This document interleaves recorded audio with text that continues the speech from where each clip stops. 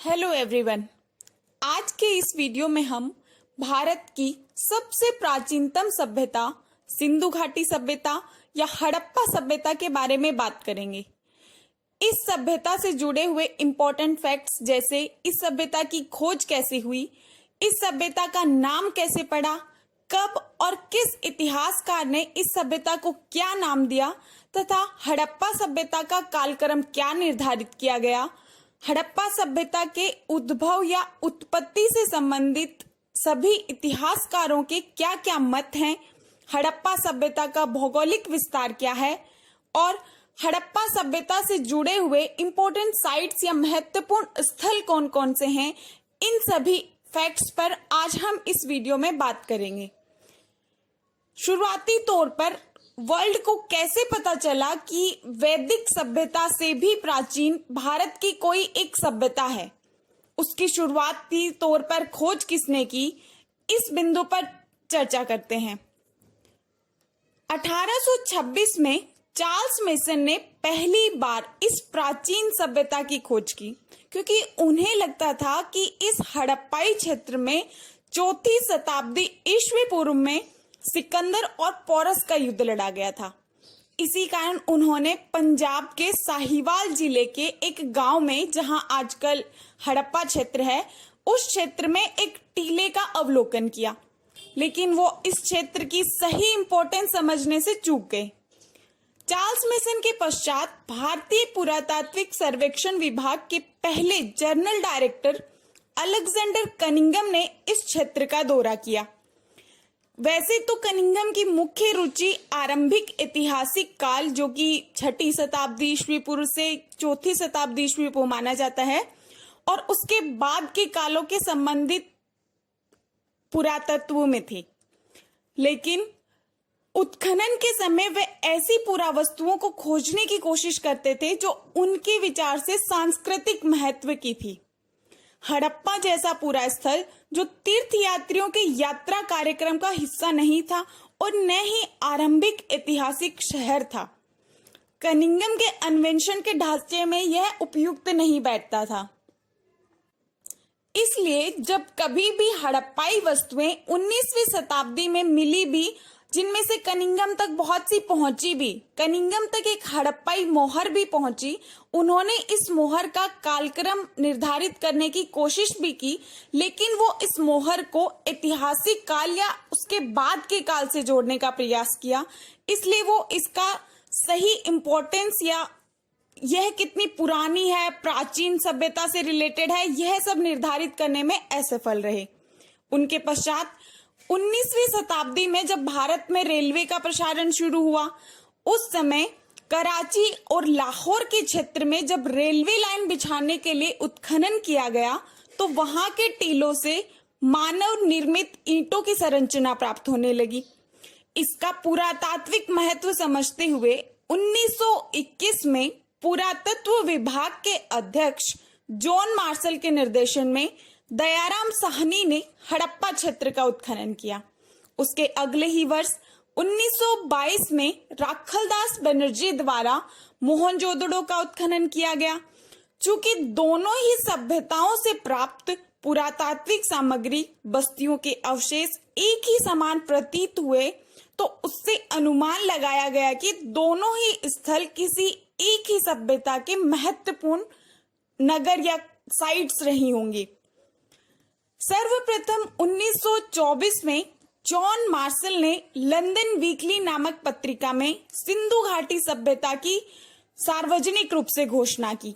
John Marshall ऐसे प्रथम व्यक्ति थे जिन्होंने इस सभ्यता को सिंधु घाटी सभ्यता नाम दिया। यह प्रश्न हमारे लिए बहुत इंपॉर्टेंट है, क्योंकि कई एग्जाम्स में यह क्वेश्चन पूछा गया है कि प्रथम व्यक्ति कौन थे जिन्होंने सिंधु घाटी सभ्यता को नाम दिया। सिंधु घाटी सभ्यता क्यों नाम दिया गया, सिर्फ इसे सिंधु घाटी सभ्यता ही क्यों कहा गया? क्योंकि इस सभ्यता का मुख्यतः विस्तार सिंधु की सहायक नदियों और सिंधु नदी के किनारे पर फैला हुआ है, इसलिए इस सभ्यता को सिंधु घाटी सभ्यता कहा उन्होंने। वहीं इस सभ्यता को हड़प्पा सभ्यता क्यों कहते हैं? इस सभ्यता का प्रथम स्थल जो उत्खनन किया गया था वो हड़प्पा स्थल था। इसी कारण इस सभ्यता को हड़प्पा सभ्यता भी कहा जाता है। कुछ जगह इसी सभ्यता को सिंधु सरस्वती सभ्यता के नाम से भी जाना जाता है, लेकिन इन सभी नामों में इस सभ्यता का सर्वाधिक उपयुक्त नाम हड़प्पा सभ्यता है। यह एक कांस्य युगीन सभ्यता है। कांस्य धातु का निर्माण तांबा और टिन से मिलकर होता है। यही एक प्रश्न उठता है कि मानव द्वारा उपयुक्त में लाई गई पहली धातु कौन सी थी और मानव ने सर्वप्रथम इस धातु को किस काल में यूज किया था। अगर आप में से किसी को यह आंसर पता हो तो कमेंट करना। यह सभ्यता आद्य ऐतिहासिक या प्राक ऐतिहासिक काल से संबंधित है। आद्य ऐतिहासिक काल उस काल को कहा जाता है जिसमें लिखित साक्ष्य का अभाव हो। चूंकि हड़प्पा लिपि को अभी तक पढ़ा नहीं गया है, अतः इस काल को भी आद्य ऐतिहासिक काल में ही रखा जाता है। इसके बाद के काल को हम ऐतिहासिक काल कहते हैं, जिसमें हमें लिखित साक्ष्य पूर्ण रूप से प्राप्त होते हैं। अब हम बात करते हैं कि इस सभ्यता का उद्भव कैसे हुआ, इस सभ्यता की उत्पत्ति कैसे हुई, एकदम से ही इतनी नगरीकृत सभ्यता कैसे आई। इससे रिलेटेड बहुत से इतिहासकारों ने अपने अलग अलग मत प्रस्तुत किए हैं। उन मतों में पहला मत है मेसोपोटामिया से उत्पत्ति। कुछ इतिहासकार मानते हैं कि हड़प्पा सभ्यता के लोग मेसोपोटामिया से आए थे। वो मेसोपोटामिया से सिंधु नदी के आसपास के किनारों के क्षेत्र में बस गए और उन्होंने एक नई सभ्यता या संस्कृति की शुरुआत की, जो थी सिंधु घाटी सभ्यता। इस मत का सहमत करने के लिए इतिहासकार Martina Muller, Gordon Childe, Leonardo Woolley, DD Kosambi, Kramer इत्यादि इतिहासकार इस मत का समर्थन करते हैं। इतिहासकार क्रेमर के अनुसार 2400 ईस्वी पूर्व में मेसोपोटामिया से लोग आए और उन्होंने यहाँ की परिस्थिति के अनुकूल अपनी संस्कृति में परिवर्तन कर सिंधु घाटी सभ्यता का निर्माण किया। डीडी कोसाम्बी का तो यहाँ तक कहना है कि मिस्र, मेसोपोटामिया और सिंधु सभ्यता के जनक एक ही मूल के व्यक्ति थे। मेसोपोटामिया से उत्पत्ति के पक्ष में इतिहासकार कहते हैं कि दोनों ही सभ्यताएं नगरीकृत सभ्यताएं थी। दोनों ही सभ्यताओं के लोग कांस्य और तांबे का प्रयोग करते थे। दोनों ही सभ्यताओं के लोगों ने कच्ची व पक्की ईंटों से निर्मित भवनों का निर्माण किया। वहीं दोनों ही सभ्यताओं के लोगों को लिपि का ज्ञान था। इसलिए हो सकता है कि सिंधु घाटी सभ्यता के लोग मेसोपोटामिया के लोग ही रहे होंगे, जिन्होंने सिंधु नदी के आसपास के क्षेत्र में इस सभ्यता का विकास किया। वहीं इस मत के विपक्ष में इतिहासकार ये तर्क देते हैं कि सिंधु घाटी सभ्यता मेसोपोटामिया की तुलना में बहुत अधिक नगरीकृत सभ्यता है। वहीं सिंधु घाटी सभ्यता में पक्की ईंटों का प्रयोग अधिक हुआ है, जबकि मेसोपोटामिया की सभ्यता में पक्की ईंटों का प्रयोग कम होता था। वहीं सिंधु घाटी सभ्यता के लोग चावल की खेती करते थे, जबकि मेसोपोटामिया में लोग चावल की खेती नहीं करते थे। सिंधु घाटी सभ्यता की लिपि चित्राक्षर लिपि है, जबकि मेसोपोटामिया की लिपि कीलाक्षर लिपि है। इन सब तर्क को प्रस्तुत कर इतिहासकार मेसोपोटामिया से उत्पत्ति के मत का खंडन करते हैं। इसी से जुड़ा दूसरा इतिहासकारों का मत है कि यह सभ्यता ईरानी बलूची ग्रामीण संस्कृति से उत्पन्न हुई। इसके प्रवर्तक या समर्थन करता है फेयर सर्विस और रोमिला थापर। इतिहासकारों की तीसरी विचारधारा है कि यह सिंधु घाटी सभ्यता देसी प्रभाव से अर्थात सोथी संस्कृति से उत्पन्न हुई। इस मत का समर्थन करते हैं Amalananda Ghosh, DP Agrawal, Bridget Allchin. DP Agrawal के अनुसार ग्रामीण सोथी संस्कृति का ही एक नगरीकृत रूप थी सिंधु घाटी सभ्यता। लेकिन इन सभी मतों में सर्वमान्य मत यह है कि हड़प्पा सभ्यता एकदम से या सडनली नहीं उत्पन्न हुई थी। हड़प्पा सभ्यता का उद्भव अचानक नहीं होकर एक क्रमिक और दीर्घकालीन प्रक्रिया थी। इससे संबंध में इतिहासकारों ने हड़प्पा सभ्यता के विकास के चरण निर्धारित किए हैं, जिसमें शुरुआती तौर पर पहले चरण में इस सभ्यता को नवपाषाण चरण या पूर्व हड़प्पा भी कह देते हैं इतिहासकार। इसमें गांवों का बसना शुरू हो गया था और कृषि का कार्य धीरे धीरे शुरू हुआ था। इससे महत्वपूर्ण स्थल माने जाते हैं मेहरगढ़, किली गुल मोहम्मद, मुंडिका इत्यादि। दूसरा चरण माना जाता है आरंभिक हड़प्पा या द्वितीय चरण, जो कि हम 3500 ईस्वी पूर्व से 2600 ईस्वी पूर्व मानते हैं। इस चरण में धीरे धीरे नगरों का उदय प्रारंभ हुआ और तांबे का प्रयोग, मृत भांडों का निर्माण, कृषि में हल का प्रयोग, अन्नगारों का निर्माण इत्यादि कार्य शुरू हो गए। इस चरण का सबसे महत्वपूर्ण उदाहरण है आमरी। तीसरा चरण, इसे परिपक्व हड़प्पा भी कहते हैं। यह 2600 ईस्वी पूर्व से 1800 ईस्वी पूर्व माना जाता है। इस चरण में नगरों का विकास, एकीकृत मापतोल प्रणाली, लंबी दूरी का व्यापार, उन्नत नगर योजना शुरू हो गई थी। इस चरण का सबसे महत्वपूर्ण उदाहरण है कालीबंगा। चतुर्थ चरण, जिसे हम परवर्ती हड़प्पा या उत्तरवर्ती हड़प्पा भी कहते हैं, यह 1800 ईस्वी पूर्व से 1200 ईस्वी पूर्व माना जाता है। इस चरण में सिंधु घाटी सभ्यता का धीरे धीरे पतन शुरू हो गया था और इस चरण का महत्वपूर्ण उदाहरण है लोथल। अब हम देखते हैं कि इस सभ्यता का कालक्रम क्या है, या विभिन्न इतिहासकारों ने इस सभ्यता का कालक्रम क्या निर्धारित किया है। हड़प्पा सभ्यता आज से लगभग 5000 से 5500 साल पुरानी है। इस सभ्यता को जॉन मार्शल ने 3250 ईस्वी पूर्व से 2750 ईस्वी पूर्व का समय निर्धारित किया है। वहीं एमएस वेट्स इस सभ्यता का कालक्रम 3500 से 2700 ईस्वी पूर्व निर्धारित करते हैं।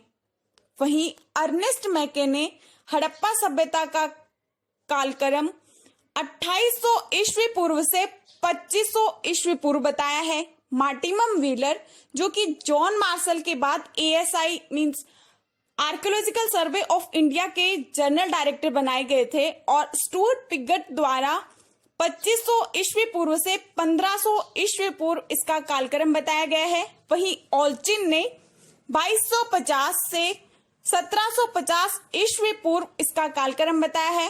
फेयर सर्विस 2000 ईस्वी पूर्व से 1500 ईस्वी पूर्व कालक्रम बताते हैं। डीपी अग्रवाल द्वारा 2300 ईस्वी पूर्व से 1750 ईस्वी पूर्व बताया है, जो कि एक सर्वमान्य काल भी बताया जाता है। वहीं एनसीईआरटी के अनुसार 2600 ईस्वी पूर्व से 1900 ईस्वी पूर्व इंडस वैली सिविलाइजेशन का कालक्रम बताया गया है। सिंधु घाटी सभ्यता का कालक्रम कार्बन डेटिंग पद्धति या C14 मेथड के अकॉर्डिंग भी किया गया है, जो कि एग्जैक्ट 2350 ईस्वी पूर्व से 1750 ईस्वी पूर्व माना गया है, लेकिन इसे हम लगभग 2500 ईस्वी पूर्व से 1750 ईस्वी पूर्व भी मानते हैं। अब हम बात करते हैं कि हड़प्पा सभ्यता का भौगोलिक विस्तार क्या था।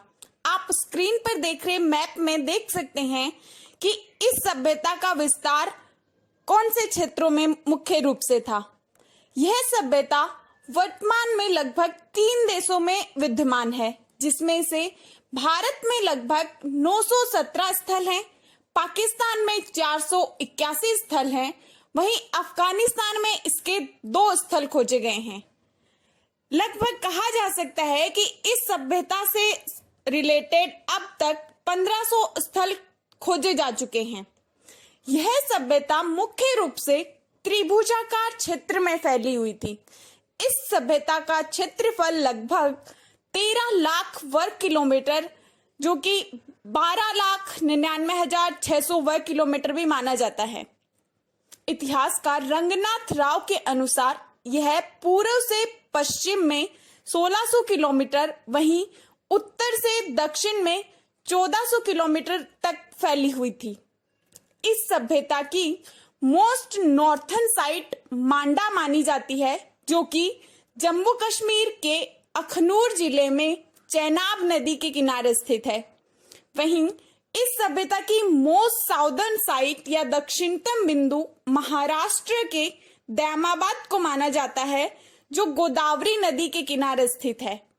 वहीं इस सभ्यता का मोस्ट ईस्टर्न साइट या ईस्टर्न पॉइंट उत्तर प्रदेश के आलमगीरपुर को माना जाता है, जो कि मेरठ जिले की हिंडन नदी के किनारे स्थित है। वहीं इस सभ्यता का पश्चिमी छोर या मोस्ट वेस्टर्न साइट इसकी पाकिस्तान के बलूचिस्तान में सुत कांगेडोर माना जाता है, जो दाश्क नदी के किनारे स्थित है। भारत में इस सभ्यता का विस्तार मुख्य रूप से सबसे ज्यादा साइट्स इसकी गुजरात में पाई गई हैं। वहीं इस सभ्यता के महत्वपूर्ण स्थल्स में जम्मू कश्मीर में मांडा, पंजाब में रोपड़, बारा, संघोल, गुजरात के कच्छ क्षेत्र में धोलावीरा, सुरकोतड़ा, देसलपुर, गुजरात के काठियावाड़ क्षेत्र में लोथल, रंगपुर, मालवन, भगत राय, रोजदी, वहीं राजस्थान में कालीबंगा, पीलीबंगा, उत्तर प्रदेश में आलमगीरपुर, हुलास, महाराष्ट्र में दयामाबाद, हरियाणा में कुनाल, राखीगढ़ी, बनावली, मित्ताथल इत्यादि महत्वपूर्ण स्थल हैं। वहीं पाकिस्तान में हड़प्पा, मोहनजोदड़ो, चन्हुंदड़ो, सुतकांगेडोर, सुतकाको है, आमरी, कोटदीजी, रहमान डेरी, बालाकोट, चेलिस्तान, नौसारो और अफगानिस्तान में मुंडीकाक और शोतुरगई महत्वपूर्ण स्थल हैं। इससे आगे के वीडियो में हम हड़प्पा सभ्यता की नगर नियोजन पद्धति, सामाजिक स्थिति, धार्मिक स्थिति, प्रशासन, व्यापार वाणिज्य और महत्वपूर्ण स्थलों से प्राप्त हुई पुरातत्व सामग्री इत्यादि के बारे में चर्चा करेंगे। Thank you.